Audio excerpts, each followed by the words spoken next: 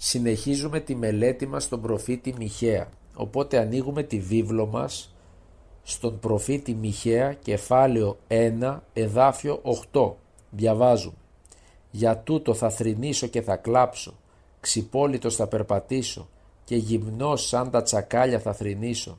Θα κλάψω σαν τις στρουθοκαμήλους, θα αναγιάτρευτες οι πληγές της Σαμάριας, αλλά παρόμοια θα τιμωρηθεί και ο Ιούδας.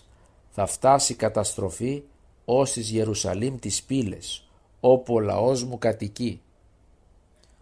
Ο Μιχαίας θρηνεί καθώς φέρνει το προφητικό μήνυμα της κρίσης του Θεού.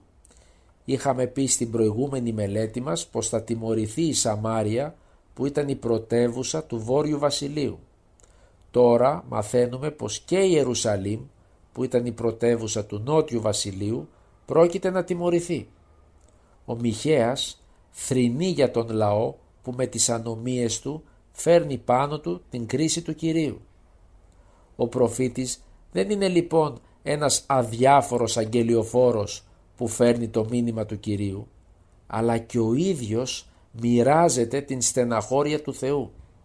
Ο Κύριος στεναχωριέται όταν πρόκειται να πειθαρχήσει τον λαό του, διότι δεν είναι Θεός τιμωρός, αλλά διδάσκαλος.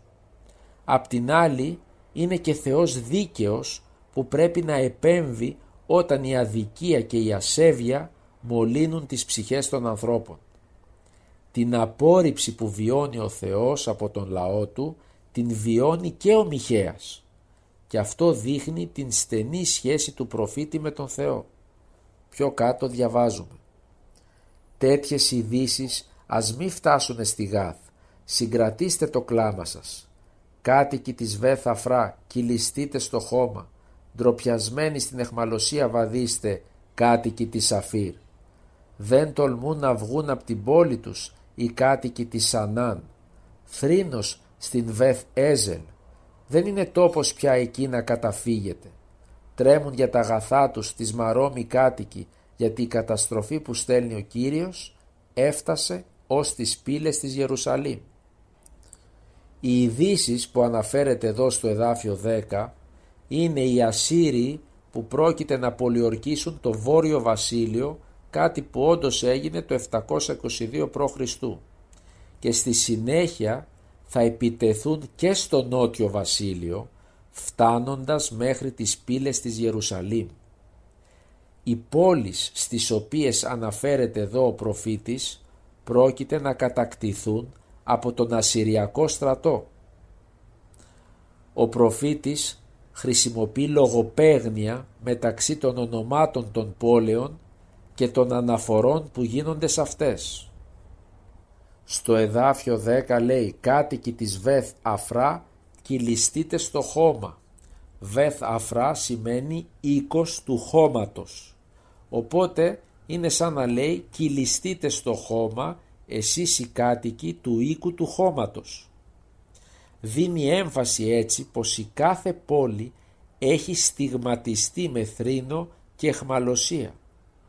Το να κυλιστεί στο χώμα ήταν ένδειξη απόγνωσης.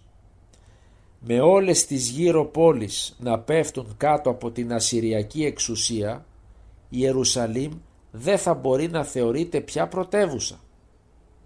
Η Ιερουσαλήμ χάνει έτσι το κύρος της και απειλείται και η ίδια από τα εχθρικά στρατεύματα. Όλα αυτά γίνανε και ιστορικά όταν το 701 π.Χ. ο βασιλιάς Σεναχηρίμ, που ήταν βασιλιάς της Ασσυρίας, κατάφερε να πολιορκήσει 46 πόλεις που βρισκόντουσαν στο Νότιο Βασίλειο και προχωρούσε προς την Ιερουσαλήμ. Μέσα σε αυτές τις πόλεις ήταν και όλες αυτές που αναφέρεται ο προφήτης Μιχαίας. Στο εδάφιο 11 λέει: «Ντροπιασμένοι στην αιχμαλωσία βαδίστε, κάτοικοι της Σαφήρ». Σαφήρ σημαίνει ομορφιά και ήταν όντως μία όμορφη πόλη. Κι όμως αυτή η ομορφιά θα χαθεί όταν οι κάτοικοι θα ντροπιαστούν λόγω της αιχμαλωσίας που πρόκειται να βιώσουν. Στο εδάφιο 12 λέει: «Τρέμουν για τα αγαθά τους τις Μαρόμ οι κάτοικοι». Μαρόμ σημαίνει πίκρα και θυμίζει την πίκρα της σκλαβιάς και της αιχμαλωσίας. Φόβος θα κυριέψει τις καρδιές του λαού, καθώς ο Κύριος ξεδιπλώνει την οργή του. Στο εδάφιο 13 διαβάζουμε «Ζέψτε τις άμαξες στα άλογά σας, κάτοικοι της Λαχής, και φύγετε. Απ' την πόλη σας άρχισε αμαρτία της Ιερουσαλήμ. Μπορεί κανείς να δει στην πόλη σας της ανταρσίας στα σημάδια». Η Λαχής ήταν σημαντική πόλη. Είχε δυνατό στρατό, με ωραίες άμαξες και γρήγορα άλογα. Μία πόλη που πίστευε στην στρατιωτική της δύναμη και όχι στη βοήθεια του Κυρίου.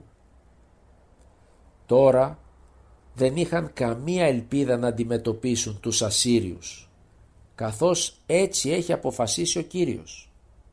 Ο Θεός ορίζει τον νικητή και τον ηττημένο και κανείς δεν μπορεί να αλλάξει τις αποφάσεις του. Όλα προέρχονται από τον Κύριο, το ίδιο και η εξουσία και η δύναμη. Αυτή η πόλη ήταν η αιτία που οι κάτοικοι της Ιερουσαλήμ έπαψαν να πιστεύουν στο Θεό, καθώς άρχισαν να πιστεύουν στην ανθρώπινη δύναμη, αψηφώντας έτσι την παντοδυναμία του Κυρίου. Θέλει προσοχή λοιπόν που βασίζουμε την εμπιστοσύνη μας. Και η ομορφιά και η δύναμη και η εξουσία προέρχονται από το Θεό. Δεν υπάρχει λοιπόν λόγος να υπερεφανευόμαστε για αυτά τα πράγματα. Στο εδάφιο 14 διαβάζουμε «Γι' αυτό, λαέ του Ιούδα, πρέπει να εγκαταλείψετε τη Μορέσεδ Γάθ. Για πάντα αποχαιρετήστε την. Η πόλη της Αχζίβ δεν θα προσφέρει πια καμία βοήθεια στους βασιλιάδες του Ισραήλ». Βλέπουμε λοιπόν πως οι βασιλιάδες του Ισραήλ δεν θα μπορούν να βασίζονται στην χρηματική βοήθεια της πόλης Αχζίβ, καθώς θα πέσει και αυτή σε εχθρικά χέρια. Ο πλούτος της θα πάει στον εχθρό.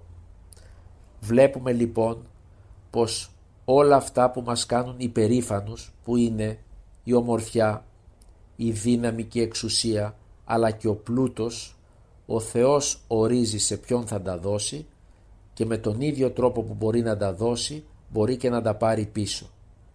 Αυτά όμως γίνονται πολλές φορές η αιτία να αποστατήσουμε από το θέλημα του Κυρίου και να τον ξεχάσουμε. Βασιζόμαστε στην ομορφιά μας, βασιζόμαστε στην στρατιωτική μας δύναμη, βασιζόμαστε στα λεφτά μας και ξεχνάμε πως έχουμε ανάγκη τον Θεό για να πορευτούμε στη ζωή μας. Εμείς οι άνθρωποι είμαστε απλοί διαχειριστές των αγαθών που μοιράζει ο Κύριος ανάλογα με το θέλημά Του. Στο εδάφιο 15 διαβάζουμε «Σε νέο κατακτητή ο Κύριος θα σας παραδώσει πάλι, κάτοικοι της Μαρεσά. Οι ηγέτες του Ισραήλ θα αναγκαστούν στο σπήλαιο να κρυφτούν της Αβουλάμ». Βλέπουμε λοιπόν πως οι Ισραηλίτες από εκεί που ήταν ελεύθεροι και δυνατοί, τώρα θα ζουνε σαν φυγάδες, κρυμμένοι σε σπήλαια. Στο σπήλαιο της Αβουλάμ που λέει εδώ κρυβόταν και ο Δαβίδ όταν τον κυνηγούσε ο Σαούλ. Ο παραλληλισμός λοιπόν δίνει έμφαση στην δύσκολη περίοδο που πρόκειται να βιώσουν. Στο εδάφιο 16 διαβάζουμε «Ξυρίστε τα γένια σας και κόψτε τα μαλλιά σας, ώσπου να γίνει φαλακρό το κεφάλι σας, καθώς του γήπα. Θρηνήστε για τα αγαπημένα σας παιδιά, γιατί μακριά σας θα οδηγηθούν στην εξορία». Οι Ασσύριοι πρόκειται να πάρουν τα παιδιά των Ισραηλιτών σε ξένες χώρες και έτσι θα χαθεί η οικογενειακή ενότητα. Έρχεται λοιπόν μία περίοδος θλίψης που απεικονίζεται με τα ξυρισμένα κεφάλια. Μαθαίνουμε λοιπόν πως υπάρχουν γονείς που αγαπάνε τα παιδιά τους αλλά δεν αγαπάνε το Θεό. Τέτοιοι γονείς περνάνε λανθασμένους τρόπους σκέψης στα παιδιά τους και έτσι τα παιδιά κάνουν τις ίδιες αμαρτίες με τους γονείς τους. Ο Θεός θέλει να συνειδητοποιήσουμε πως η αμαρτία που κάνουμε προκαλεί κακό και μας καλεί έτσι σε μετάνοια και εξομολόγηση. Όμως η ισχυρογνωμοσύνη του ανθρώπου αναγκάζει το Θεό να φέρει την τιμωρία του, καθώς οι πράξεις μας έχουν συνέπειες. Αυτό το μήνυμα φέρνει εδώ ο Μιχαίας στους κατοίκους της Ιερουσαλήμ. Τελειώνουμε λοιπόν εδώ το πρώτο κεφάλαιο του προφήτη Μιχαία.